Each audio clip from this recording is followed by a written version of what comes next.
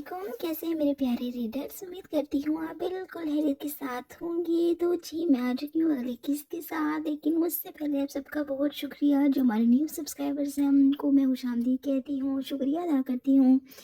اور جو ہمارے ویڈیوز کو لائک کر رہے ہیں، ناموں کو پسند کر رہے ہیں، اس کا اظہار بھی کرتے ہیں، ان سب کا بہت زیادہ شکریہ۔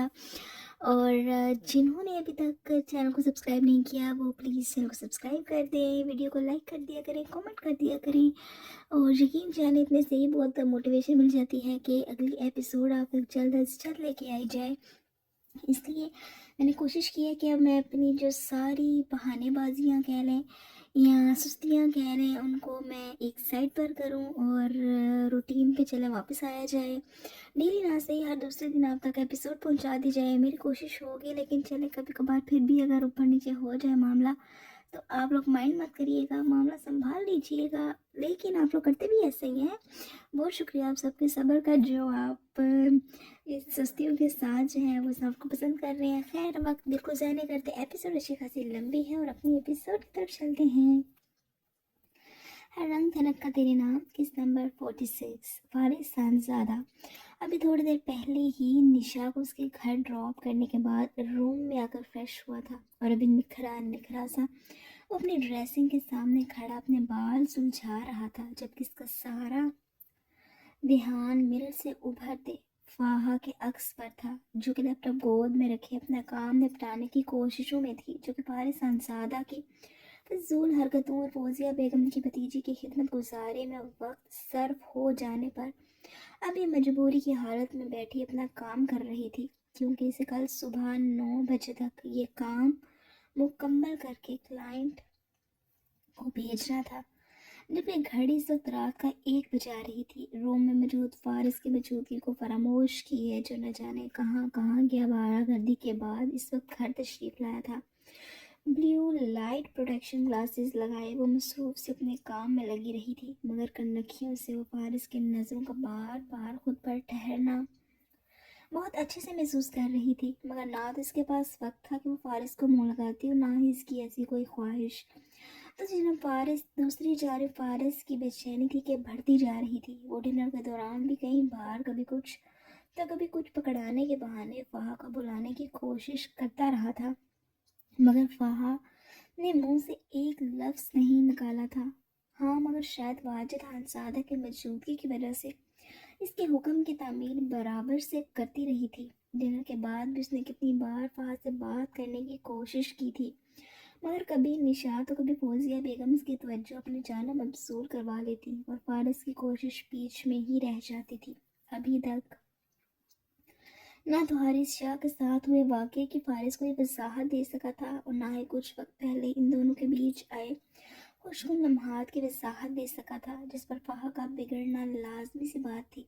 حالات مزید کسی غلط فہمی کا شکار نہ ہوں، اس لیے فارس جلد از جلد فاحہ سے بات کرنا چاہتا تھا، جس پر ڈنر کے بعد فوزیہ بیگم کہ نشا کے گھر چھوڑنے پر فارس بالظاہر انکار کرنے پر مجبور ہو اٹھا تھا، کیونکہ وہ جانتا تھا کہ واپس آتے اس کی زوجہ محترمہ نیند کی وادی میں گم ہو گئی چکی ہوں گی، مگر فوزیہ بیگم کی منتوں پر اسے مجبوراً نشا کو چھوڑنے جانا ہی پڑا تھا۔ مگر جلدی کرتے بھی رات کا 1 بج گیا تھا۔ حویلی کے پورچ میں گاڑی رکنے کے بعد جب وہ گاڑی سے نکلا تو اپنے روم کی لائٹ آن دیکھ فارس حیران ہوتا حویلی میں انٹر ہوا تھا۔ روم کا دروازہ کھولا تو سامنے ہی فاحہ بیڈ پر بیٹھی گلاسز لگائے کام کرنے میں مصروف نظر آئی تھی۔ معمول اور موڈ کے مطابق فارس کے کیے گئے سلام کا جواب دیا گیا تھا، اس کے علاوہ ان دونوں کے درمیان کوئی بات چیت نہیں ہوئی تھی۔ فارس اپنے کیجول کپڑے لیے فریش ہونے چلا گیا تھا، اور اس وقت وہ ڈریسنگ مرر میں سے ابھرتے فاحہ کے عکس پر نظریں گاڑے ہوئے تھا، جس کے منہ پر صاف نو لفٹ کا بورڈ لگا ہوا تھا۔ بالوں میں برش چلانے کے بعد فارس اوپر پرفیوم اسپرے کرتا بیڈ کی طرف بڑھ گیا تھا، پھر اپنی سائڈ کی طرف آتا، تکیے پر کوہنی کے بل لیٹتا اپنا موبائل فون استعمال کرنے لگا تھا، جبکہ فاحہ جو خود بھی تکیے کے ساتھ ٹیک لگائے بیٹھی تھی، فارس کو یوں قریب بیٹھنے پر قدرے اپنی طرف بیڈ کے کنارے پر ہوئی تھی۔ اس کی حرکت پر فارس اپنی ہنسی دبا کر رہ گیا تھا، پھر تو جیسے فارس کو بات شروع کرنے کا بہانہ مل گیا ہو۔ دھیان سے کہیں گر ور مت جائیے گا، ہنوز موبائل فون پر نظریں جمائے مسکاتے انداز میں کہا گیا تھا، جس پر وہاں ماتھے پر بل ڈالے لیپ ٹاپ اسکرین کو گھورتی خود کو مصروف ظاہر کرنے لگی تھی۔ فارس کی بات کو صرف سے اگنور کرتی وہ فارس کو بےحد کیوٹ لگی تھی، جس کا لال چہرہ اس بات کی گواہی دے رہا تھا کہ اس کے کانوں تک بخوبی فارس کی بات پہنچی ہے۔ کچھ دیر اپنے موبائل فون پر ایک دو ضروری میلز بھیجتا، وہ موبائل فون لاک کرتا، ساتھ موجود سائڈ ٹیبل پر رکھتے اور مکمل طور پر فاحہ کی طرف متوجہ ہوا تھا، جبکہ فاحہ فارس کی مکمل توجہ خود پر محسوس کرتی ہمیشہ کی طرح الجھن کا شکار ہوئی تھی۔ کیا مسئلہ ہے اب آپ کے ساتھ؟ سوچے گی پلیز۔ فاحہ مجبوراً خود ہی فارس کے لگاتار گھورنے پر تنگ آتی گویا ہوئی تھی۔ چلو ایک ساتھ سوتے ہیں، یہ چند الفاظ روم میں گونجے تو فارس کی اپنی کہی گئی بات پر نہ صرف فاحہ گڑبڑاتی فارس سے نظریں چرا گئی تھی، بلکہ فارس خود اپنے منہ سے نکلی فرمائش پر شرمندہ ہو گیا تھا۔ نہیں، میرا مطلب ہے کہ ہم دونوں کو یہ سو جانا چاہیے، کیونکہ رات کافی ہو چکی ہے۔ روم میں معنی خیز خاموشی سے گڑبڑاتے فارس نے فوراً بات سنبھالنی چاہی تھی، جس پر فاحہ بغیر جواب دیے لیپ ٹاپ اسکرین کو بند کرتی، اپنی طرف موجود سائڈ ٹیبل پر پڑے ریموٹ سے مین لائٹ آف کرتی ڈم لائٹ آن کر چکی تھی۔ فارس خاموشی سے اس کی کارروائی ملاحظہ کر رہا تھا۔ پھر فاحہ کو بیڈ سے اٹھتے دیکھ فارس بازو کے بل آگے ہوتا فاحہ کی کلائی تھام گیا تھا۔ کیا مسئلہ ہے آپ کا فارس خانزادہ؟ اپنی حد میں رہیے۔ فارس کے ہاتھ تھامنے پر فاحہ فارس کا ہاتھ زور سے جھٹکتی چیخ پڑی تھی۔ فاحہ کے اس رویے پر فارس کا چہرہ اہانت سے سرخ پڑا تھا۔ کہاں جا رہی ہیں آپ؟ فارس نے دھوپ نکلتے گویا شرمندگی اور غصے کو ایک ساتھ پیا تھا۔ پھر نوز باغی کلائی تھامے سوال کر گیا تھا، جس کا ری ایکشن یقیناً اوور تھا، کیونکہ فارس نے ایسا کوئی گناہ نہیں کیا تھا کہ فاحہ یوں سلوک کرتی۔ وہ حق رکھتا تھا اس پر، مگر پھر بھی وہ صبر کے گھونٹ بھرتا فاحہ کو مارجن دے رہا تھا۔ آپ اپنے کام سے کام رکھیے۔ جب میں آپ سے آپ کے آنے جانے کا حساب نہیں لیتی تو میرا نہیں خیال آپ کا بھی کوئی حق بنتا ہے۔ فاحہ جھٹکا دیتی اس بار اپنی کلائی چھڑوانے میں کامیاب ہو گئی تھی، یا پھر شاید فارس کی گرفت اب کی بار کمزور تھی۔ تو لیجیے حساب کتاب، کس کافر نے منع کیا ہے؟ فارس فاحہ کے جواب پر زیر لب مسکرایا، جبکہ ذہن میں طرح طرح کے سوال اٹھتے اسے خوش فہمیوں میں مبتلا کرنے لگے تھے۔ کیا فاحہ کو اس کا نشا کو گھر چھوڑ کر آنے پر اعتراض تھا؟ کیا وہ انسیکیور فیل کر رہی تھی؟ نہیں، بہت شکریہ۔ اپنے حساب کتاب آپ اپنی مورے صاحبہ یا پھر اس چہیتے کو ہی دیجیے، مجھے تو آپ معاف ہی رکھیے۔ فاحہ باقاعدہ ہاتھ جوڑتی کھویا ہوئی تھی، مگر اس بار اس کے لہجے میں فوزیہ بیگم کو لے کر واضح بدتمیزی کا عنصر تھا، جس پر فارس لب پھینچتا سنجیدہ ہوا تھا۔ نشا کا تو اسے بہرحال کوئی فرق نہیں پڑا تھا۔ فاحہ پلیز، مورے ہیں وہ میری، کس لہجے میں آپ ان کا ذکر کر رہی ہیں؟ فارس اب کی بار قدرے سیدھا ہو کر بیڈ پر بیٹھتا سنجیدگی سے استفسار کرنے لگا تھا۔ جی، سارے پارٹ تو صرف میرے لیے ہی رہ گئے ہیں، وہ چاہے جو دل ہے کرتی اور کہتی پھرے مجھے۔ یہ کہتی فاحہ لیپ ٹاپ بیڈ پر پاؤں والی سائڈ پھینکتی خود کنارے پر بیٹھی رونے لگی تھی، جبکہ آنکھوں پر لگے گلاسز بھی لیپ ٹاپ کے اوپر گرے پڑے تھے۔ دوسری طرف فارس فاحہ کا چہرہ دونوں ہاتھوں میں چھپائے روتا دیکھ بوکھلایا تھا۔ بیڈ سے اترتا وہ فاحہ کے قریب گیا اور گھٹنے فرش پر موڑے مکمل طور پر فاحہ کی طرف متوجہ ہوا تھا، جو چھوٹی چھوٹی باتوں پر تو بالکل بھی نہیں روتی تھی۔ ہی فاحہ، look at me, what happened یار؟ آپ مجھے ڈرا رہی ہیں اب؟ فارس فاحہ کے ہاتھ اس کے چہرے سے ہٹاتا گڑبڑاتا فاحہ سے پوچھ بیٹھا تھا، جو کہ لال سرخ چہرہ اور روئی روئی آنکھیں لیے فارس کو گھور رہی تھی۔ کچھ نہیں ہوا، چھوڑے مجھے آپ۔ فاحہ اپنے رخسار بے دردی سے رگڑتی بھیگی سلکی بالوں کی لٹوں کو کان کے پیچھے ڈستی خود کو کمپوز کر گئی تھی، جبکہ فارس انوس فاحہ کے قریب بیٹھا اسے گھورنے اور سمجھنے کی کوشش کر رہا تھا۔ فاحہ سرد سانس بھرتی اب کافی حد تک خود کو کمپوز کر چکی تھی۔ لیپ ٹاپ بیگ پر گرے گلاسز اور پھر لیپ ٹاپ بیگ اٹھاتی وہ بیڈ سے اٹھی، فارس کے قریب سے گزرنے لگی تھی کہ فاحہ کی کلائی فارس کی گرفت میں آ گئی تھی۔ گو گرفت میں نرمی کا عنصر واضح تھا۔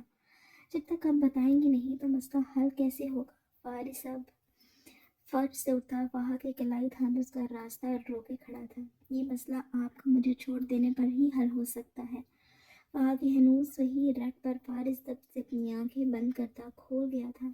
अगला हल बताइए, क्योंकि ये तो नामुमकिन है। अगला हल आपकी निशा से शादी है। वहाँ वो पुरसकून अंदाज में बोलती फारिस को आग लगा गई थी। आपका दिमाग खराब हो गया है क्या?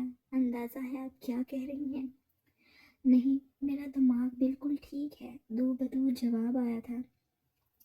वैसे तो आप अपनी ज़ात अपनी इज्जत को लेकर किसी तरह का कॉम्प्रोमाइज़ बर्दाश्त नहीं करती, खुद पर सोतन बर्दाश्त कर लेंगी। फारिस तलखी से गोया हुआ था। ये वाहिद हस्ती थी जो फारिस को उसके जज्बात को हर बार रौन देती थी।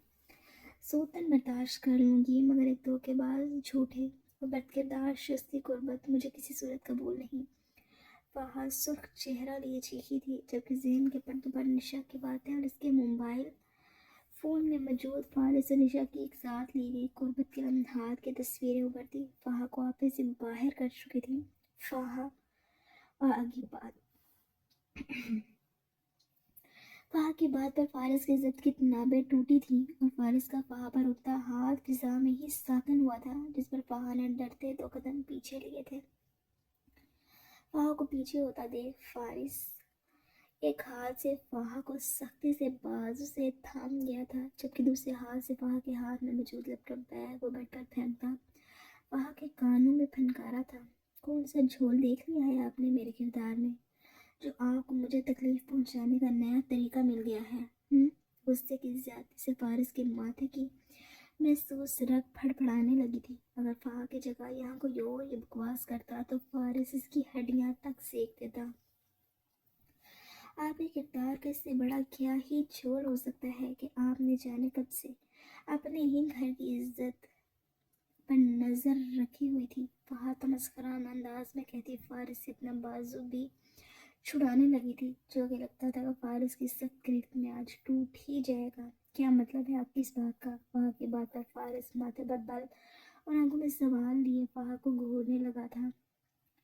मैं अपनी बात बकवास बंद करें अपनी। फहा की बात पूरी होने से पहले ही फारिस चीख पड़ा था, जिस पर फहा को अपने कान के पर्दे फटते महसूस हुए थे।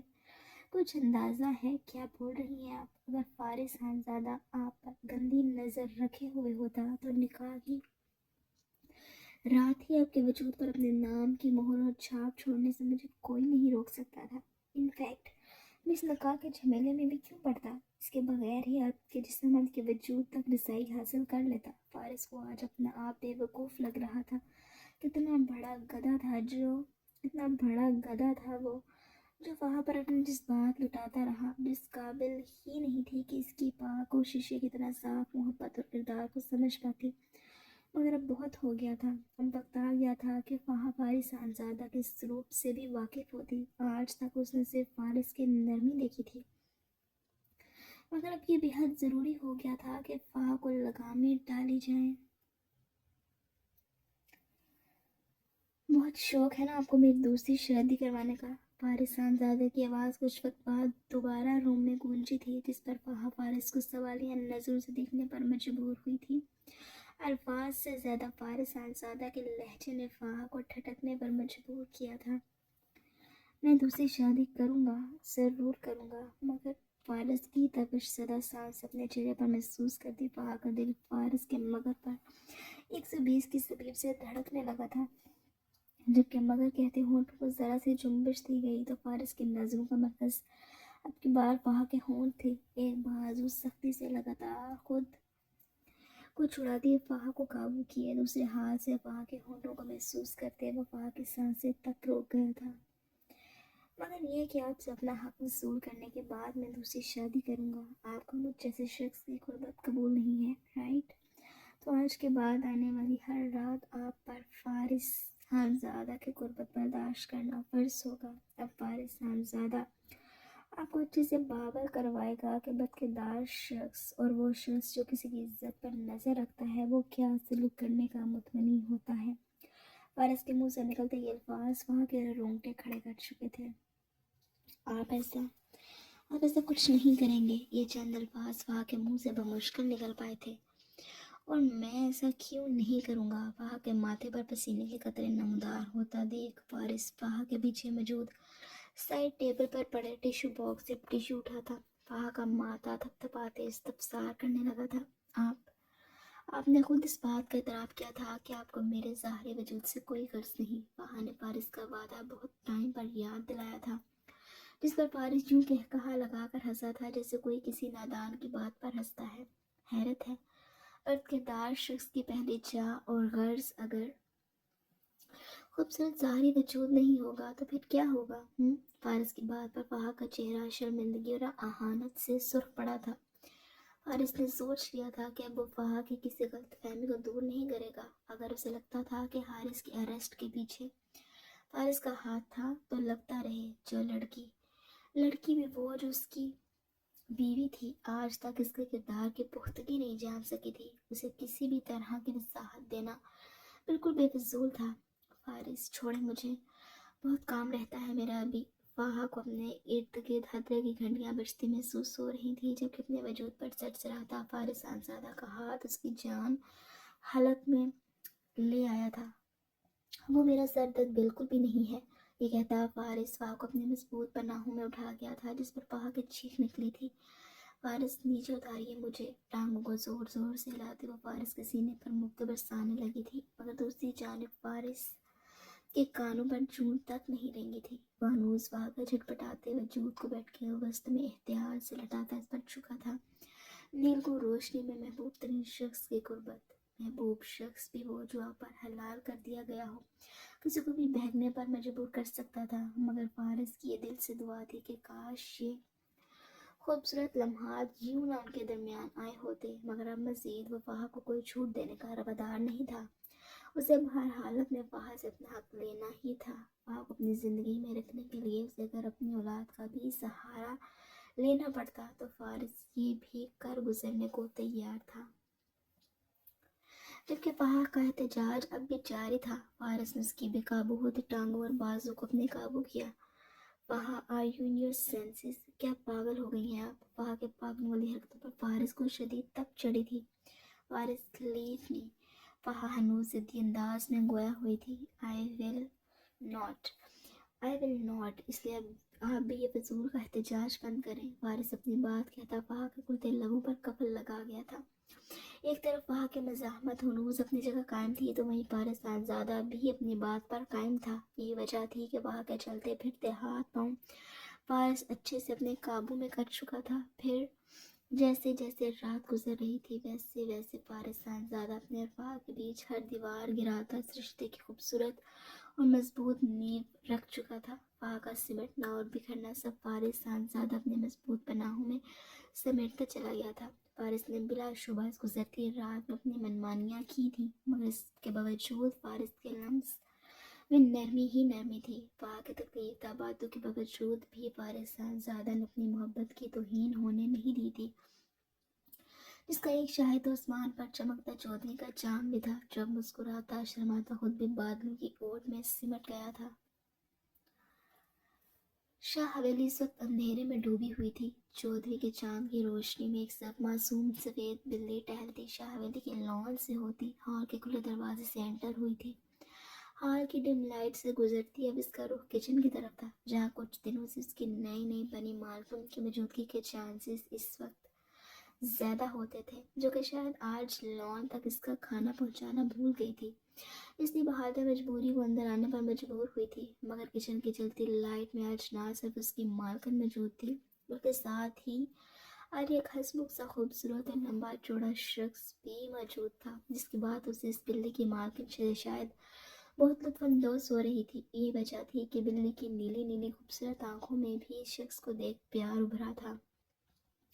दूसरी तरफ किचन में मौजूद मिरहार शाह की नज़र इस सफ़ेद बिल्ली पर पड़ी तो मुस्कुराती इसकी तरफ बढ़ी थी, जबकि किचन में मौजूद दूसरा शख्स यानी बलाज शाह भी मिरहा यानी सईद बलाज शाह भी मिरहा के ताक़ुब में देखने पर मजबूर हुआ था, जो सफ़ेद बिल्ली की तरफ बढ़ती उसे उठाने के दर पर थी।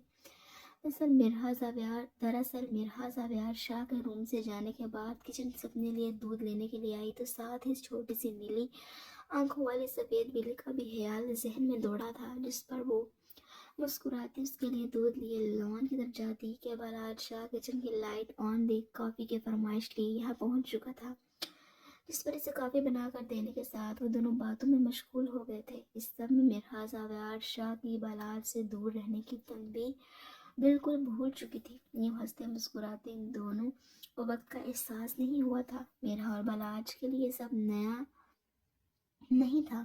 زاویار شاہ کی مرحا کی زندگی میں مداخلت سے مرحا اور بلاج کے لیے یہ سب نیا بالکل بھی نہیں تھا۔ زاویار شاہ کی مرحا کی زندگی میں مداخلت سے پہلے ان کا کافی وقت ایک ساتھ ہی گزرتا تھا۔ دونوں ایک دوسرے کے بہت اچھے دوست تھے، مگر زاویار شاہ کی وجہ سے مرحا کی پوری زندگی ہی اتھل پتھل ہو گئی تھی۔ یہی وجہ تھی کہ آج ایک عرصے بعد دونوں ایک ساتھ بیٹھے تو باتوں کے دوران وقت کا اندازہ ہی نہ لگا سکے۔ اسی چکر میں مرحا اپنی اس نئی نویلی دوست کو بھی بھول چکی تھی، اور جسے اس وقت یہاں دیکھ وہ مسکراتی دودھ کا ڈبہ ہاتھ میں پکڑے اس قدر بھرتی کہ بلاش اس کے قدم روک لیے تھے۔ مرحو، تمہارا دماغ خراب ہو گیا ہے کیا جو تم اس کنڈیشن میں اسٹرے کیٹ کے قریب جا رہی ہو؟ بلاج فوراً ہاتھ میں پکڑا کافی کا مگ کچن شیلف پر رکھتا مرحا کا بازو تھامتا نہ محسوس انداز اپنے قریب کر گیا تھا۔ بلاج کی بات پر مرحا سوالیہ نظریں لیے بلاج کو دیکھنے پر مجبور ہوئی تھی۔ کیا ایسے کیا دیکھ رہی ہو؟ تمہیں ڈاکٹر نے منع نہیں کیا؟ یہ کھلا منہ بند کرو، میں سیریس ہوں یار، ان بلیوں سے تم اس حالت میں دور رہو۔ ٹوکسوپلازموسس اس انفیکشن کے ہونے کے چانسز ہوتے ہیں، باقی اب تم خود گوگل کر لینا۔ مرحا جو بلاج کی انوکھی بات پر منہ کھولے سے سوالیہ نظروں سے گھور رہی تھی، بلاج کے اس کے منہ بند کرنے پر اس کے ہاتھ پر اپنا تھپڑ مار گئی، جس پر بلاج مسکراتا دودھ کا ڈبہ اس کے ہاتھ سے تھام گیا تھا۔ یہ دودھ کا ڈبہ ادھر مجھے دو، میں تمہارے اس ننھے مہمان کی مہمان نوازی کر کے آتا ہوں۔ بلاج اس کے بعد بلی کے پیچھے ہی حویلی کے لان میں نکل گیا تھا، جبکہ مرحا فوراً ایک ہاتھ میں دودھ کا گلاس تھامے دوسرے سے اپنا موبائل پر اس انفیکشن کو گوگل کر گئی، اور گوگل بابا نے واقعی ہی بلاج کی بات کی تصدیق کر دی تھی۔ پھر وہ اپنے دوست کی فکر پر مسکراتی دودھ کا گلاس ہاتھ میں تھامے کچن کی لائٹ آف کرتی اپنے روم کی طرف بڑھ گئی تھی۔ اس دوران بلاج اور مرحا دونوں ہی زاویار شاہ کو نہ دیکھ پائے، جو کہ ان دونوں کو ایک ساتھ دیکھ ان کی اس قدر بے تکلفی پر سیخ پا ہوتا اپنے روم میں چلا گیا تھا۔ ان دونوں کے مابین کیا بات ہو رہی تھی وہ تو زاویار دور ہونے کی بنا پر نہ سمجھ پایا تھا، ہاں مگر ایک ساتھ مسکراتے شرارتیں کرتے یہ دونوں زاویار شاہ کو آگ لگا گئے تھے۔ مرحا مسکراتے روم میں انٹر ہوئی تو زاویار شاہ کو ڈریسنگ کے سامنے کھڑا دیکھ وہ ٹھٹکتی رکی تھی۔ سلام کے بعد خاموشی سے موبائل فون سائڈ ٹیبل پر رکھتی خاموشی سے بیڈ کے کنارے پر ٹک گئی اور ہاتھ میں تھامے دودھ کے گلاس سے گھونٹ گھونٹ دودھ پی رہی تھی۔ دوسری جانب زاویار شاہ نے مرحا کا اسے دیکھ سنجیدہ ہونا بہت اچھے سے محسوس کیا تھا۔ بہت جلدی خیال نہیں آ گیا تمہیں روم میں آنے کا؟ کچھ لمحوں کے بعد زاویار شاہ کی آواز روم میں گونجے تو گلاس منہ تک لے جاتے مرحا کے ہاتھ زاویار کے طنز پر تھمے تھے۔ آپ کب واپس آئے؟ مرحا رسماً ہی سوال پوچھنے پر مجبور ہوئی تھی، کیونکہ زاویار کا طنز کا جواب دے کر وہ آدھی رات کو اپنے لیے مسئلے بالکل بھی افورڈ نہیں کر سکتی تھی۔ جانتے تھے زاویار شاہ کے میٹر گھومنے پر سارا نزلہ اس پر ہی گرنا تھا۔ جب تم کچن میں گلچھڑے اڑانے میں مصروف تھی، زاویار کے اگلے طنز پر مرحا کو تکلیف ضرور ہوئی تھی، مگر اس شخص کی الٹی ذہنیت کی اس کے پاس کوئی حل نہیں تھا۔ کیا ہوا؟ اب تمہاری چلتی زبان کو بریک کیوں لگ گئی ہے، یا پھر اپنی چوری پکڑے جانے پر اپنے حق میں بولنے کے لیے تمہارے پاس الفاظ ہی نہیں رہے؟ ڈریسنگ مرر کی شیلف پر اپنے بازو ٹکاتا زاویار شاہ مرر میں ابھرتے مرحا کے عکس پر اپنی طنزیہ نظریں ٹکاتا تمسخرانہ انداز میں گویا ہوا تھا۔ الفاظ بھی ہیں اور وضاحتیں بھی ہیں، مگر آپ کی گندی ذہنیت اور بلا وجہ کے شک کا میرے پاس کوئی حل نہیں ہے، سکون سے جواب دیا گیا تھا، جس پر زاویار شاہ کو مزید آگ لگی تھی۔ ایک ہی جست میں وہ مرحا تک پہنچتا اسے سختی سے بازو سے تھامتا اپنے روبرو کر گیا تھا۔ اپنی گندی عادتوں کا بوجھ میری گندی ذہنیت پر مت ڈالو مرحا شاہ۔ مرحا کے کان میں جھکتا وہ غراتا ایک دفعہ پھر سے مرحا کے کردار پر وار کر گیا تھا۔ کیا چاہتے ہیں آپ؟ مرحا سد سانس ہوا کے سپرد کرتے تحمل سے گویا ہوئی تھی۔ اب تو بار بار اپنے کردار کی صفائیاں اور وضاحتیں دیتی وہ تھکنے لگی تھی۔ میرا صرف اتنا کہ جب تک میرا نام تمہارے نام کے ساتھ جڑا ہے، اپنی بے لگام خواہشات اور جذبات کو قابو میں رکھو، اور اگر پھر بھی تمہیں بہت آگ لگی ہے تو میرا نہیں خیال کہ آج تک میں نے تمہیں نا امید کیا ہو۔ ساور شاہ کی زمانی بات پر میرا کا چہرہ لال سرخ پڑا تھا۔ اب کی بار وہ اپنے کردار پر یہ بار برداشت نہیں کر پائی تھی، اور اس کا ہاتھ اٹھا تھا اور ساور شاہ کے گال پر اپنی چھاپ چھوڑ گیا تھا۔ رات کے تقریباً 2 بجے شہریار خانزادہ تھکا تھکا سے اپنے روم کا ڈور کھولتا انٹر ہوا تو سامنے ہی نائٹ بلب کی نیلو روشنی میں بیٹھ کر ماہا کو پرسکون انداز میں سویا دیکھ مطمئن سے مسکرا دیا تھا۔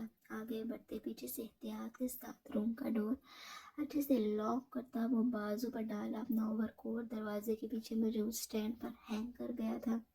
پھر ڈریسنگ پر گاڑی کی چابی یا موبائل فون اور اپنا پرس وغیرہ رکھتا الماری کی طرف بڑھا تاکہ آرام دہ ٹراؤزر لیے وہ فریش ہو سکے۔ پچھلے کچھ دنوں سے وہ اس قدر مصروف تھا کہ ماہا سے ڈھنگ سے بات کرنے کا موقع تک نہیں مل سکا تھا۔ ہسپتال کی ڈیوٹی کے ساتھ وہ مختلف کانفرنسز اٹینڈ کرنے کی وجہ سے گھر میں وقت بھی کم ہی دے پایا تھا۔ آج کا دن اس کا فری ہی تھا تو اس کا دل فریش ہونے کے بعد ماں کی قربت کے لیے مچلنے لگا تھا۔